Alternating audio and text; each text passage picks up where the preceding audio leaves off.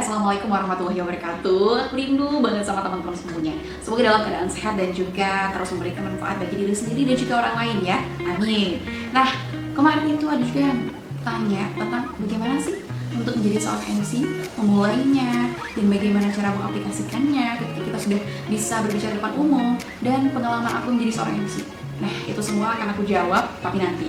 Kali ini aku mau bagi tips menjadi seorang MC ala Tamara Pratiwi. Ya.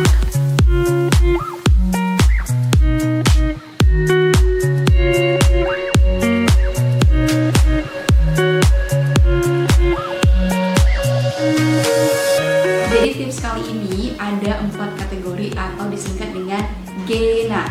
G-E-N-A. Jadi GENA tersebut bisa teman-teman tulis karena untuk memudahkan tips tersebut bisa diaplikasikan. Yang pertama, huruf G. G itu greeting atau salam pembuka. Nah, haram hukumnya teman-teman untuk memulai suatu acara kalau tidak mengucapkan salam.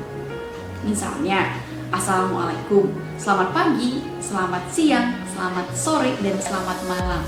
Nah, itu sangat haram sekali kalau tidak diucapkan. Jadi hukumnya wajib. Salam membuka tadi juga bisa misalnya teman-teman isi dengan pantun. Kalau di Provinsi Riau pasti dong tahu kalau misalnya pantun tersebut bisa dikaitkan dengan salam.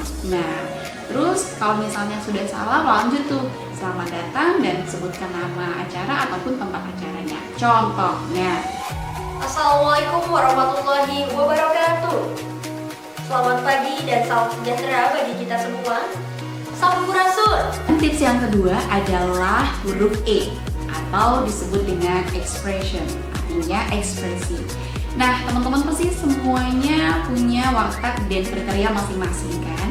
Tapi kalau kita MC, kita harus menyesuaikan kita dengan acara yang kita pimpin. Nah, nggak mungkin dong acaranya itu kids party misalnya kan, acara hiburan, tapi kita sok cool, elegan, terus kayak kaku, nggak mungkin banget. Apalagi misalnya acara anak-anak. Nah, kalau acara anak-anak kan pasti kita menggunakan nada dan vokal yang lebih tinggi, karena itu juga akan mengajak anak-anak tersebut ikut serta dalam acaranya. Nah, misalnya menggunakan gerakan tangan, tepuk tangan, atau ekspresi wajah yang sangat ceria, apalagi ke seperti contohnya. Hai adik-adik semuanya, selamat pagi. Udah siap belum untuk acara hari ini? Gitu. Nah, kalau misalnya acara yang lain seperti acara formal ataupun acara pelantikan, baru teman-teman bisa aplikasikan elegan atau cool sesuai dengan nada suaranya. Dan yang ketiga itu huruf N. Now, ini penting banget ya, karena bagi seorang MC gak mungkin dia nggak bawa catatan khusus untuk dirinya sendiri, baik itu di kertas berbentuk cue card yang seukuran seperti ini ataupun mungkin di handphonenya dia, karena itu akan memudahkan kita dalam menyampaikan apa yang ingin kita sampaikan, baik itu rangkaian acaranya, baik itu juga titelnya, namanya, ataupun yang ingin kita sampaikan. Nah, untuk MC profesional mungkin hanya membawa cue card atau handphone dia, karena dia mungkin menulis beberapa rangkaian acara dan beserta namanya saja. Tapi untuk yang pemula, nggak usah malu untuk menulis semua yang ingin disampaikan dalam kertas, baik itu ditulis tangan ataupun diketik.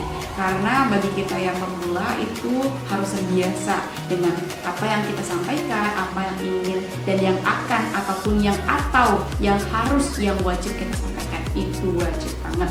Sebenarnya sih untuk note tersebut kita harus tulis dengan ringkas, padat, jelas, efektif, dan mudah kita pahami. Tapi untuk pemula, aku sih ngerasa nggak masalah, kita tulis semuanya saja, tapi dengan cue card ataupun yang mudah kita bawa. Jadi kalau aku itu biasanya dulu aku tulis semuanya, aku gunting, aku header, terus yang udah aku tandai sudah. Itu penting banget ya, agar kita mudahin nggak mengulang acaranya lagi. Mana tahu kita blank kan? Kalau kita blank kan kita bisa aja mulai dari acara sebelumnya.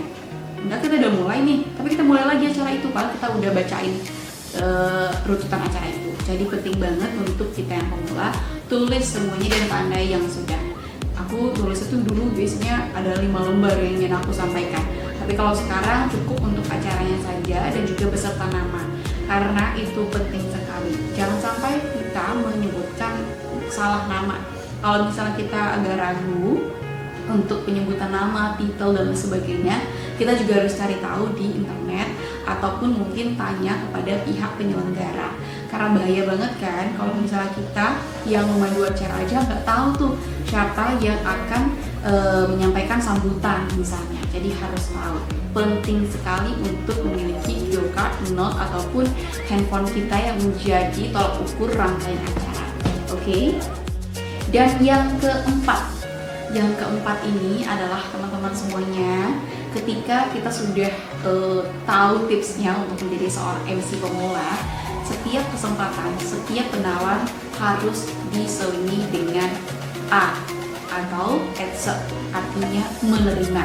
Jadi terimalah semua penawaran ataupun hal-hal yang berhubungan dengan MC, baik itu di kampus, tempat sekolah kita, tempat belajar di luar ya, ataupun komunitas, organisasi, tempat bekerja kita, ataupun lain sebagainya yang membutuhkan seorang MC.